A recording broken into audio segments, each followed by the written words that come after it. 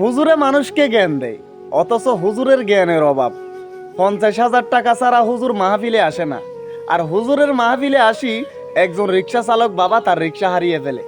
হুজুর 500 টাকা দিয়ে রিক্সাওয়ালাকে বুঝ দেয়।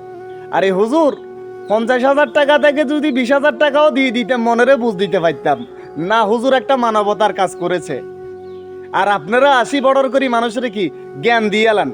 বাউরে আমনগো জ্ঞানের অভাব। আমনগো থেকে মানুষ কি শিখবো? আপনার নিজেরও তো হাজার হাজার কোটি টাকার সম্পদ আছে, খবর নিয়ে দেখলে সবকিছু পাবো আমরা। তবে আমরা তো চাইলে এই মাহফিল থেকে যেই টাকাগুলো নিয়েছেন সেগুলো মানুষটারে দিয়ে দিতেন। তার তো একটা ফ্যামিলি আছে। আপনি মাদ্রাসা চাকরি করেন, তারপর মাহফিল করে টাকা ইনকাম করেন। আলহামদুলিল্লাহ, ব্যাংক ব্যালান্সার যদি চেক করি আপনারা মনে করেন 2-4-20 লাখ টাকা ফারে যাবে। আপনি তো 50,000 টাকা দিতে হারলেন না, 500 টাকার নোট একখান ধরাই দিলেন।